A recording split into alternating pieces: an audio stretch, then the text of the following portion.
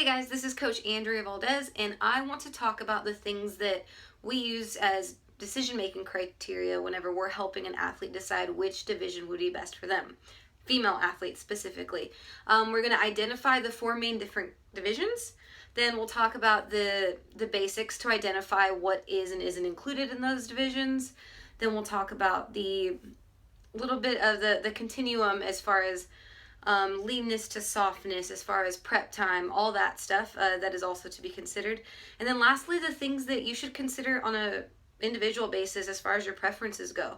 So without further ado, let's dive into identifying the classes, then the differences between them, and then the things that you should be asking yourself whenever you do decide to make this decision.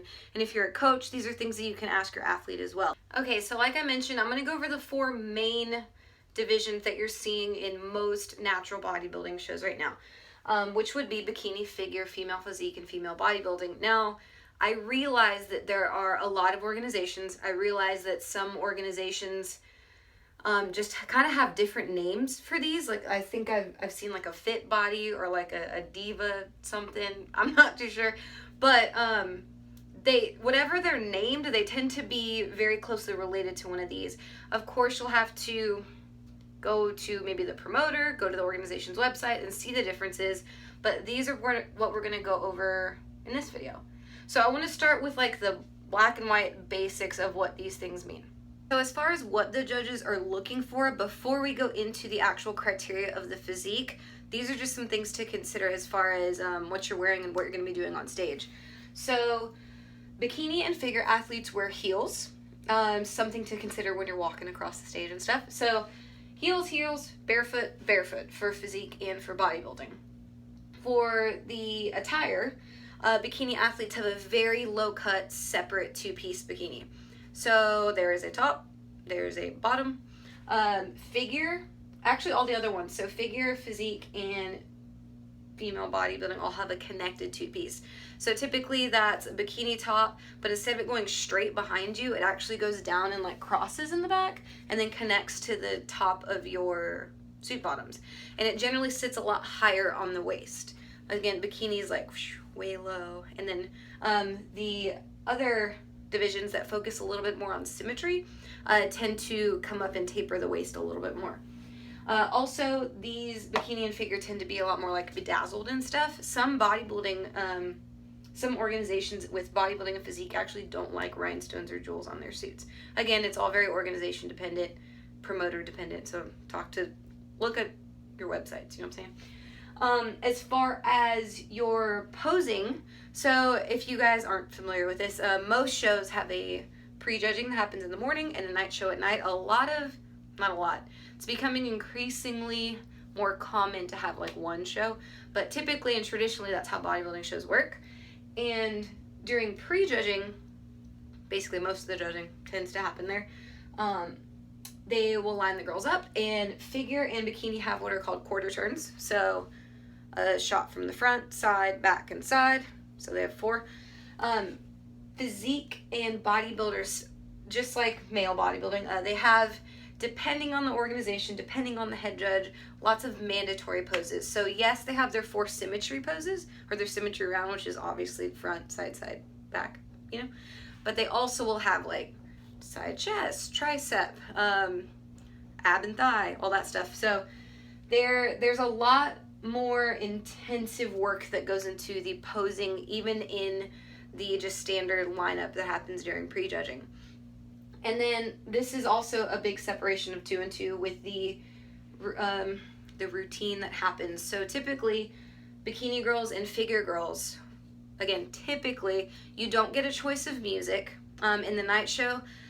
Sometimes they do it in the morning show too. They'll have you present yourself, but you get your own little alone time on stage, your star time, right? And bikini and figure, what they call a T-walk is usually they call your name, you walk out the back of the stage, front, side, middle, back, and off, which makes a T, which is why it's called usually a T-walk or a model walk, some people will call it. And then for physique and bodybuilding, you actually do a choreographed routine to display your musculature in whatever way, to whatever music you want. Usually you get somewhere between 30 seconds and a minute if you're an amateur. You might get longer if you're a pro. But yeah, that's the basics of like what happens on stage, what you're wearing. Now let's go into the continuum as far as the requirements and what they're looking for. So these are things that are kind of always going on in the back of my head when I'm trying to help someone decide what's the best fit for them. So a bikini athlete, so this is bikini, figure, physique, bodybuilding. We're going to go over stage presence, size, judging, prep, and the number of athletes. So in a very, gosh, like someone's going to give me flack for this, but in the most basic of ways, bikini is a fitness model magazine, decently lean, especially compared to like the average American, much leaner actually than most, but it's a very commercialized, very smooth, very feminine look. Not that bodybuilding is not feminine, but that's kind of what they're going for here. Figure, it's a little bit harder. Size matters a little more. Symmetry matters a little more. Physique, even a little bit leaner. And bodybuilding, it's the maximum amount of muscular size with the maximum amount of leanness. So we'll go over that in its entirety here, but that's basically what we're looking at. And kind of strictly talking about the physique and the judging and all that stuff, this is kind of how that's going to play out for you in ways that you can kind of conceptualize this. So with presence, the reason I say, I'm talking about stage presence here, and it matters more as you get closer to bikini, and I don't want to say it matters less when you get to bodybuilding, but it's a little bit more, like I say here, objective than it is subjective, because it's traditionally more about the physique itself and how it's being displayed. Whereas here in bikini, it's a little bit, it's more subjective in the judging, in that it's really hard to measure marketability, prettiness, like sassiness, femininity. It's those are all like, they can't be measured quite as well as leanness. That's it, you know what I mean?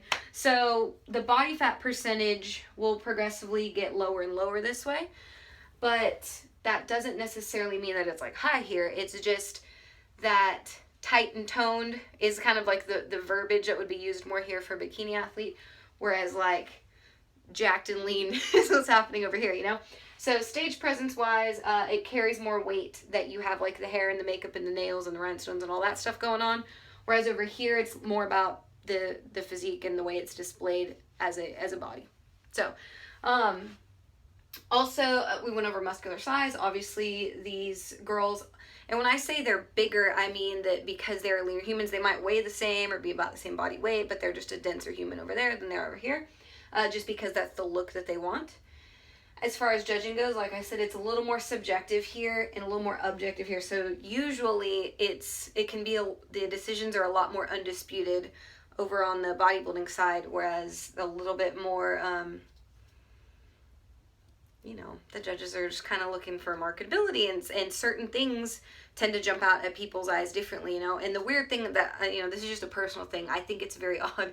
Most of the people on the judging panel are, because bikini is fairly new, they are very experienced bodybuilders, grew up with like only this kind of existing, you know, maybe figure, but you know.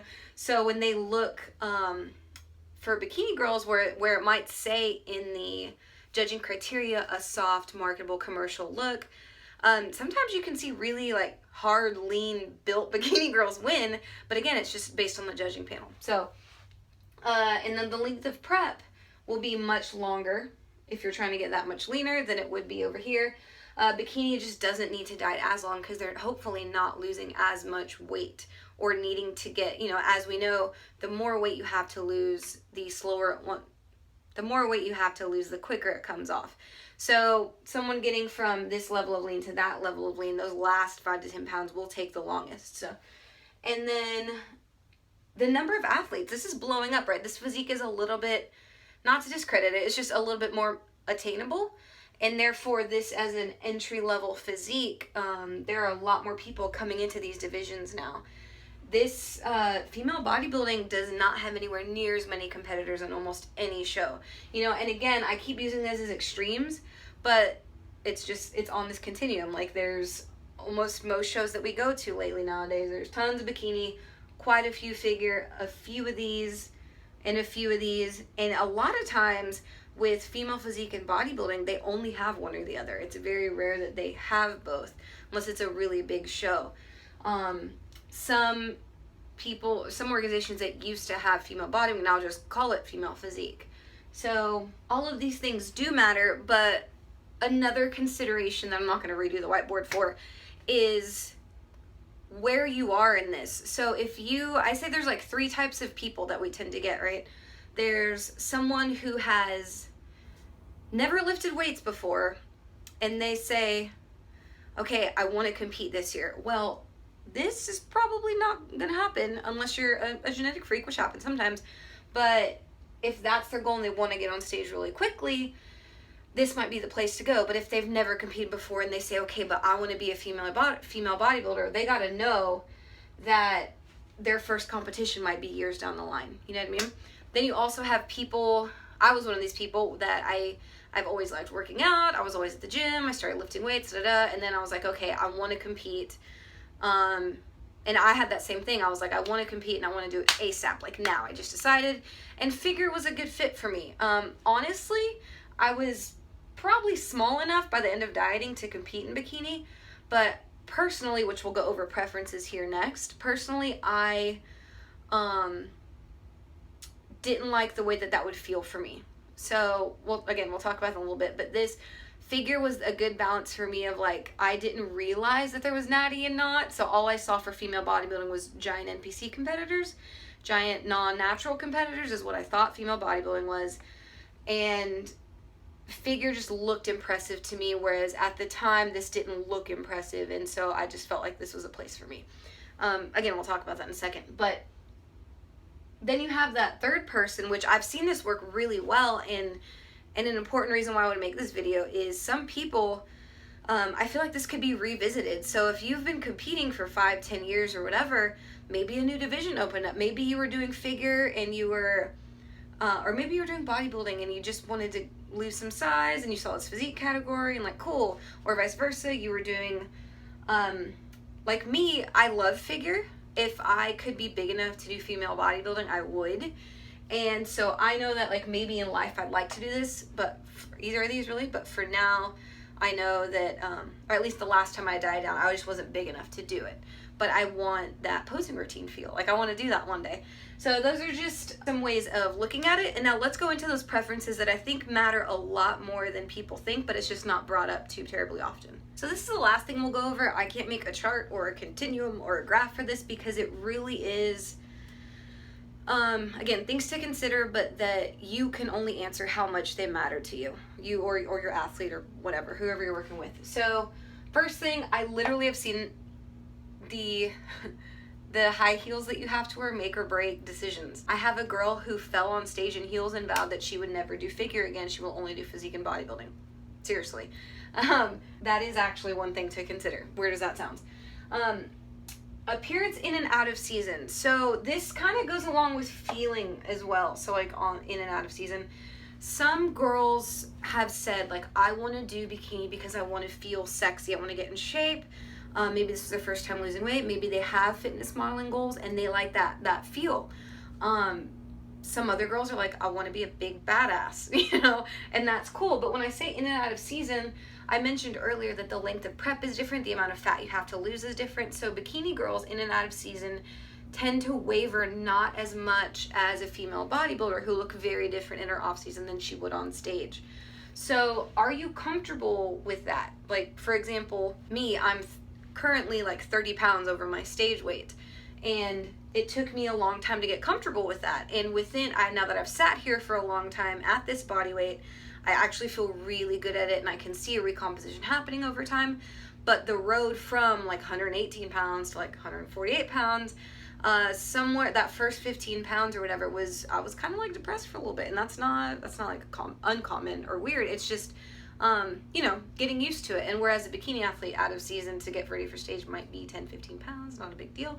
So that's not to say that it has to be that way. Some female bodybuilders, especially the very experienced competitors, tend not to have to waver in their body weight so much, but everyone's different. And can you live with the way that you look in and out of prep? Something to consider, right? And then genetics, okay? So genetics kind of goes with placement, right? like I said, I think I could small enough, like as far as just straight size as a human, I'm probably small enough to be in bikini when I was really lean that first time around, but I have the thickest waist in the world. Like I would not, I don't think that I would fare well there. Not only would I not feel good there because I just wouldn't. I also have really good stage presence, which would work there, but I just, those poses and that requirements just aren't something that I would feel good about. But as an athlete, I obviously like want to do well, and I know that even figure, my waist is pretty thick for. That's another reason why I'm really at some point in the next like 10 or 20 years would like to do female body, because I have a really strong lower half. And in bikini and figure, because you're wearing heels, everyone kind of looks like they have a good lower half. So you'll tend to see figure shows, as long as you're nice and tight on the bottom, it's really abdominal and delts and back and width and symmetry kind of win it there, especially on the upper half. So my genetics actually favor physique and bodybuilding. I just don't have enough muscular size there. I just keep using myself as an example because I don't like throwing anyone under the bus, but these are just things that I think about, right? And so if you put on muscle really easily, we have a few athletes that they do incredible on a female bodybuilding stage, but even if they wanted to, it would be pretty difficult to get them small enough to fare well in bikini. So just things to consider. And again, placement. Say size-wise, they have a really good build for figure, but they choose to compete in bikini, even though they might place better in figure, and vice versa, you know what I mean? So does placement to you and the way that you're kind of built matter more than the way you want to feel on stage? You know, we can't answer that for you, but it's just something to consider. And then also the competitive experience that you want. Do you want to be on a stage full of a billion girls and feel like you're being picked out of a crowd and all that, or do you not care? Do you just want to win and you want to go in female bodybuilding or female physique because there's a lot less competitors there? And lastly, again, that sense of urgency, right? So I knew I wanted to compete. I had to do it that year. I did it as a figure athlete, and I just kind of always revisit that. I have great posing. I have great lower half genetics. My upper isn't quite as strong, in which case figure probably isn't the best place for me. And whenever I do put on enough size, I think I would do better in, again, bodybuilding physique. Sorry to keep talking about myself, but these are things that matter. You could also, which is pretty common, start in bikini knowing that, okay, and over time I want to go to figure, and then over time I want to go to physique. And I have quite a few people in my brain that have done multiple divisions, even at the same show.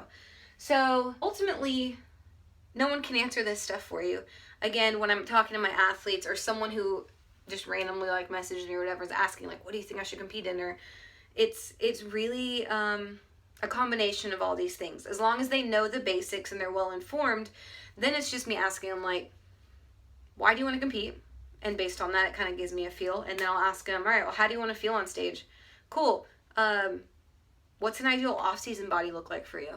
So really open-ended things, I kind of have that in the back of my head.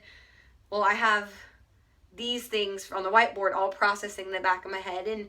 And by their answers, you can tell what is really important to them. So if you gave them all these options, they'd be like, oh my God, those all sound important.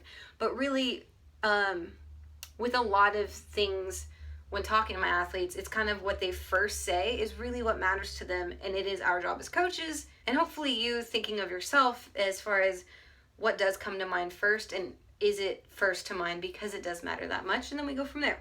So if I forgot something, if you guys have other considerations that either you as a female have gone through or you as a coach have gone through if you're a male, please feel free to leave them below so we can kind of keep that discussion going and keep not just the video, but as keep the thread as kind of a resource for anyone who's looking to make this decision and wants to have a good scope on the situation. Thank you guys for watching, and I'll talk to y'all soon. Bye.